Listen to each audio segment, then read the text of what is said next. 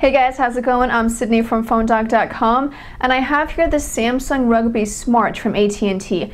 This is a rugged phone. It's waterproof, shockproof, temperature-proof. It can withstand pretty much anything you put it through, at least that's what Samsung says. Now the question is it really as rugged as it's supposed to be? Is it as durable as it's supposed to be? We're going to find that out in the full review, but the interesting thing is that it's actually a pretty decent smartphone. It ships with Android 2.3, a 1.4 gigahertz Snapdragon processor, and a camera that captures HD video. So overall, it looks like a good phone. It seems like a good phone. I'm going to tell you guys in the review if it actually is a good phone and if it's as durable as they say it is. Before we start the review, I have to say especially to our friends at Best Buy Mobile, they sent us the phone that we add to our One Paw Bandit game, which is the game where you guys can win free phones. One of the great things about Best Buy Mobile is that when you buy a phone from them, you don't have to worry about rebates because the price on the tag is the price you pay. So thank you Best Buy Mobile for being so awesome. Thank you guys for watching this review. We're going to start it off with some of the durability tests that I put the Rugby Smart through to see how durable it is. We'll start with that,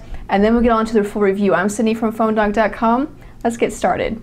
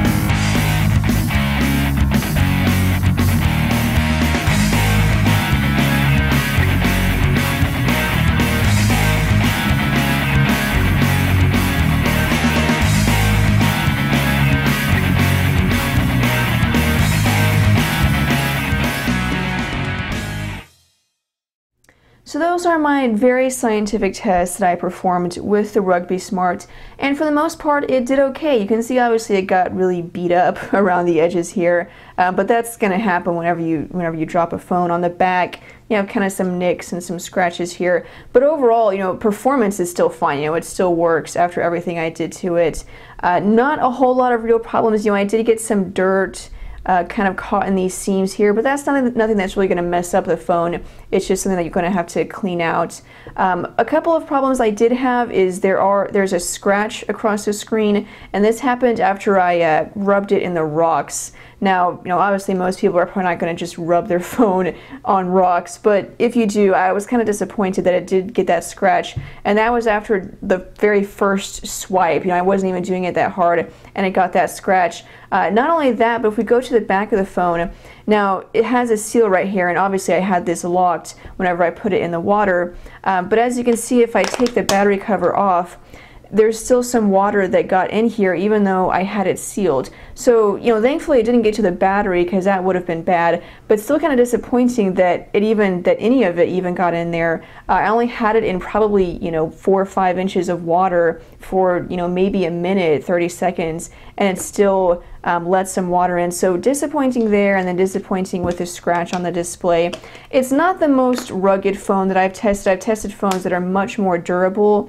But for the average person who maybe just have a hectic lifestyle, you're outside a lot, it should be fine. But for someone who has a job where they're constantly working around dirt and water and rocks, or you're just extremely hard on your phone, it may not be the most rugged phone. You may want to look at something else, but still it was durable. It withstood most of what I put it through. It's water, dust, shock, and temperature proof, IP 67.00 certified, and then military certified. Let me see, military standard 810 certified. So if you know what all of those certifications are, then you know how rugged it is, and it did pretty well. So that's the durability. Now the next question is, how does it perform as a phone? It may be durable, but if it's not worth using, then it's not really worth anything.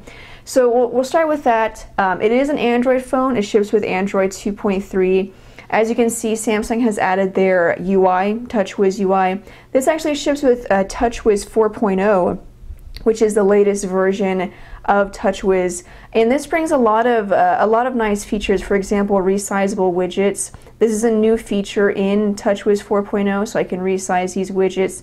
Same thing with this clock widget, this email widget. Any of the custom Samsung widgets, you'll be able to resize them. You also get kind of a new look and feel with TouchWiz that's a little more refined, not quite as cartoony and colorful. It definitely looks a lot better. And then having Android 2.3, definitely something nice to have. Now, I don't have any word on if or when it will get Android 4.0, the next version called Ice Cream Sandwich, but still having 2.3 with the latest version of the UI, that's definitely a nice feature to have. You can see the notification panel. We have toggles for Wi-Fi, Bluetooth, GPS, airplane mode, and screen rotation. It does come with, as you can see, a custom email client with its own widget, and as you can see down there, it also will tell you how many new emails you have. So just a couple of the custom apps that come with Samsung's UI. You do have physical buttons down here: menu, home, back, and search.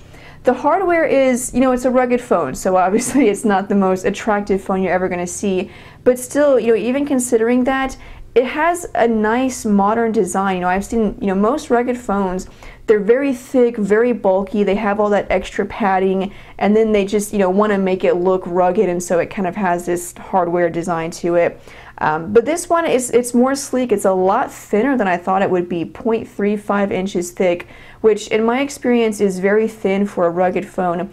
It feels solid, feels great, has a nice durable feel to it, and then you have these rubberized edges here on the sides and on the top. All the ports are covered, obviously, in order to keep it waterproof. Micro USB port on the bottom, 3.5mm headphone jack on the top, power and screen lock button on the right side, and then the volume rocker buttons on the left side. So going back to the front here, 3.7-inch display. It has a resolution of 480 by 800. It's actually a Super AMOLED display, and then of course, like I said, Gorilla Glass technology with the screen. But that Super AMOLED display, it's beautiful. It's gorgeous. The color saturation is excellent. And then even though that resolution of 480 by 800 is pretty standard for smartphones, it's not an HD display.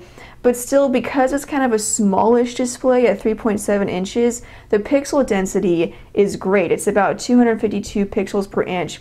So as you can see, the text and the graphics are very clear, and then the colors just look great. So the display overall, very impressive. Now when it comes to typing and using a virtual keyboard, obviously it doesn't have a physical keyboard. When it comes to doing that, it kind of just depends on how large your thumbs or your fingers are, in terms of how comfortable it's going to be. I have pretty small fingers and pretty small thumbs, so you can see typing for me isn't really that difficult. The quick brown fox got muddy.